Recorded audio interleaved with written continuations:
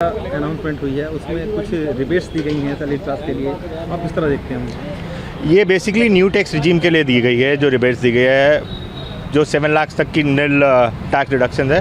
But फिर government ये कहना चाह रही है कि अगर आप न्यू टैक्स रिजीम में ऑप्ट करते हैं तो आप मतलब कुछ सेव ही नहीं करो। तो मेरे लिए पर्सनली तो ये एक राइट डिसीजन है नहीं। हम लोग सोच रहे थे कि ATC में गवर्नमेंट इस बार कुछ इंक्रीज़ करेगा टैक्स रिबेट को, जो 1.5 लाख की है उसको 3 लाख तक का जो अजम्पशन था कि लेके जाएगा। मिडिल क्लास के ऊपर एक बहुत बड़ा बर्डन आ जाएगा। सेविंग्स करने को गवर्नमेंट खुद ही कह रही है कि आप सेव मत करो, new tax regime opt out करो। तो लेकिन सरकार ये कह रही है कि हम जनता के पैसे में और जेब में पैसा डाल रहे हैं ताकि वो सेविंग्स कर सके और जो टैक्स कहाँ मतलब कहीं से सेविंग्स करेंगे तो लिमिट तो 2014 से ATC की 1.5 लाख ही है, बड़ी तो है नहीं। अब 8 साल के बाद भी वही रहेगी 1.5 लाख, तो कहाँ से करेंगे सेविंग्स, कहाँ से करेंगे? तो आप किस तरह देखते हैं पूरे बजट को? बजट डिसअपॉइंटिंग रहा है, मिडिल क्लास के लिए तो ये बहुत बड़ा डिसअपॉइंटमेंट रहा है। और अगर गवर्नमेंट का ये कहना है कि नेक्स्ट ईयर से सिर्फ ओल्ड टैक्स रिजीम भी ऑप्ट आउट नहीं कर सकते, सिर्फ एक ही रिजीम रह जाएगी विच इज़ न्यू टैक्स, तो गवर्नमेंट तो डायरेक्टली कह रही है कि आप पैसा सेव ही मत करो। तो फिर मिडिल क्लास करेगा क्या? देखिए, मेरे हिसाब से तो इतना कुछ इम्प्रेसिव बजट मुझे लग नहीं रहा है। जो ओवरऑल हम इनकम या टैक्स सेविंग की बात कर रहे हैं उसमें कहीं से कहीं तक मुझे कहीं एक्सटेंडेड सपोर्ट गवर्नमेंट का नहीं दिख रहा है। जो मुझे लग रहा है ये जो नेक्स्ट टू नेक्स्ट ईयर से इम्प्लीमेंटेशन की बात कर रहे हैं वो इसलिए क्योंकि जैसे हम सब जानते हैं कि इलेक्शंस आने वाले हैं 2024 में, तो ये फुल्ली मोटिवेटेड एक मतलब लॉलीपॉप सी ज़्यादा समझ में आती है rather than actual ground reality से थोड़ा सा हटके है, जो मुझे लग रहा है अभी तक। लेकिन सरकार के जॉब क्रिएशन के लिए उन्होंने काफ़ी स्टेप उठाए हैं इस बार। क्या लगता है कि सरकार का जो फोकस है वो जॉब ओरिएंटेड है? नहीं लगता, क्योंकि अभी भी देखिए सेंट्रल गवर्नमेंट में अभी 8 से 9 लाख जो वैकेंसीज़ हैं अभी भी खाली पड़ी हैं। अब से अगर हम पूरा ओवरऑल टेन्योर देखें 7 से 8 साल का गवर्नमेंट का, तो वो अभी तक नहीं भरी गई। अब जो सेंट्रल गवर्नमेंट कह रही है कि हम 1.5 साल के अंदर उसके अंदर वो करेंगे, फिल करेंगे, पर वो ग्राउंड रियलिटी से बहुत दूर लगता है मुझे कहीं से कहीं तक। क्योंकि अभी हैं हमारे पास गवर्नमेंट के लिए अभी वैकेंसीज़ हैं, लेकिन कहाँ हो रहा है? आप कोई भी अगर निकल भी रही है वैकेंसी तो उसमें कुछ ना कुछ घोटाले हो रहे हैं, कुछ हो रहे हैं। पर मुझे नहीं लगता कि ये थोड़ा सा डायरेक्ट कोई इम्पैक्ट करेगा या फिर गवर्नमेंट सच में एक आम जनता को नौकरी देने की कोई। लग रहा है कि आपकी पॉकेट में कुछ सेविंग्स होने वाली है? नहीं जी, मुझे बिल्कुल नहीं लग रहा है, क्योंकि अब बात ये भी हो रही है कि टोटल सारी केवल एक न्यू रिजीम ही रहेगा, ओल्ड रिजीम नहीं है। तो मुझे नहीं लगता कि कोई डायरेक्ट इफेक्ट मुझे या फिर डायरेक्ट सेविंग में इसमें कर पाऊँ। लेकिन वो सेविंग करने के जो दे रही हैं, जो ऑप्शंस दे रही हैं, उसका कोई फ़ायदा नहीं है, क्योंकि न्यू टैक्स रिजीम में चैप्टर 6 की जो डिडक्शन है वो मिलती नहीं है। तो जो बस बेनिफिट उन लोगों को है जिनकी 7 लाख तक इनकम है, उनके ऊपर कोई टैक्सेशन नहीं आएगा। जहाँ उसके ऊपर जाते ही सारा रिलीफ ख़त्म हो जाता है। तो ये तो वो है कि भाई ओल्ड से न्यू में लाने के लिए है। और आप देखेंगे तो मार्केट में भी इंश्योरेंस वगैरह के शेयर काफ़ी गिरे हैं। तो बेसिकली वो लोग यही हो गया लोगों की, भाई अब इन्वेस्ट करने का कोई फ़ायदा नहीं है, ब्लॉक करने का फ़ायदा नहीं है। आपके हाथ में पैसा बचेगा और आप खर्च कर सकते हो, बस इतने से। और अगर डायरेक्ट टैक्स की बात करें तो इसके अलावा कोई ख़ास बेनिफिट नहीं है इस चीज़ का।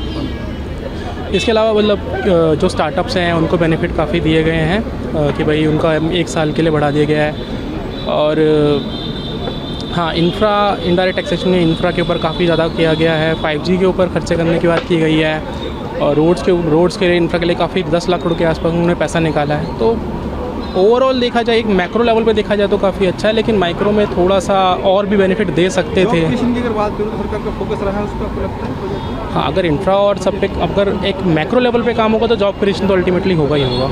तो एक मतलब एक मैं अच्छा और बुरा में कुछ नहीं कह सकता, एक न्यूट्रल बजट कह सकते हैं इसको।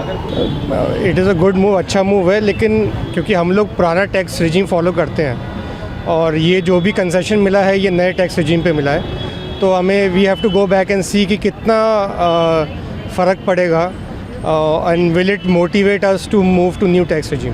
तो एक वो चीज़ हमें थोड़ा देखना पड़ेगा कि कितना कंसेशन मिलेगा अभी। कहीं ना कहीं आपकी संतुष्ट करने वाली बात नहीं है। It is a good move. अच्छे लोग जो नया टैक्स रिजीम है उनके लिए अच्छा है, बट क्योंकि हम लोग पहले से ओल्ड टैक्स रिजीम में है and it was better for us, तभी एक ही ऑप्शन दिया गया है ओल्ड टैक्स रिजीम का बाय द गवर्नमेंट कि जो जिसको ओल्ड टैक्स रिजीम फॉलो करना है वो उसको करे। बट अब हमें वी हैव टू एनालाइज कि एक्सपर्ट से बात करनी पड़ेगी कि भाई ओल्ड टैक्स रिजीम अच्छा है या नया टैक्स रिजीम अच्छा है। But I think this is a positive move कि आपने स्टैंडर्ड डिडक्शन 50,000 से 52,000 कर दिया है, 52,500 कर दिया है। और बाकी और भी रिलीज़ 5 लाख का 7 लाख कर दिया है। तो अच्छे मूव्स हैं और जो बजट में एक इंडिविजुअल एक टैक्स पेयर चाहता है उस तरफ उन्होंने कुछ कंसेशन दिए हैं। So the good move, but still we have, as I said, हमें वो देखना पड़ेगा ओल्ड टैक्स रिजीम अच्छा है या नया टैक्स रिजीम अच्छा है, एंड उसके बेसिस पे वील डिसाइड। बजट तो एग्जैक्टली मतलब जैसा आम आदमी के लिए होना चाहिए उस हिसाब से ही बना है। मिडिल क्लास को काफ़ी बूस्ट मिलेगा इससे, और इससे जैसे बिज़नेस क्लास को इतना बेनिफिट नहीं है, बट जो सर्विस क्लासेस हैं उनके लिए तो काफ़ी ज़्यादा ही बेनिफिशियल है ये बजट। टैक्स के लिए रिबेट ऑफ कोर्स अच्छा ही है, बिकॉज जो इस 2 लाख के गैप में फॉल करते हैं उनके तो बहुत टैक्स सेव हो जाएंगे। वैसे 7 आउट ऑफ 10। लेकर आप क्या सोचते हैं? सर बहुत बड़ी खुशी की बात है कि हम जैसे लोगों को टैक्स में रिलीफ मिला है। पहले 5 लाख था, हम सर्विस क्लास है, अब 7 लाख का हो गया। तो ये सरकार का कदम है जो बहुत बढ़िया है।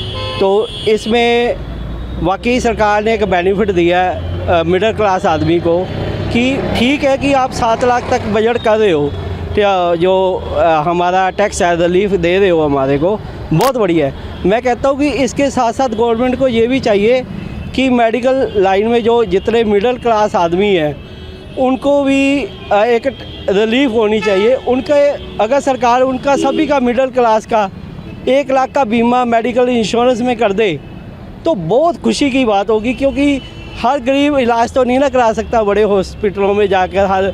तो सरकार को मेरी एक अपील है। आप जो हेल्थ सेक्टर में जो बजट पेश किया गया उसमें से आप नाखुश हैं, मतलब खुश नहीं है उससे? हाँ, क्योंकि हेल्थ सेक्टर में हम इतना देखो, अगर मेरे को कुछ हो जाए, अटैक हो जाए या हार्ट अटैक हो जाए, मेरा 5-6 लाख रुपया लग जाएगा, मेरे को अपनी जेब से ही निकालना पड़ेगा। अगर सरकार इसमें थोड़ा सा भी ध्यान दे कि छोटी मोटी बीमारी के लिए 1 लाख तक का बीमा करवा दे तो बहुत बढ़िया। Thank you. Thank you.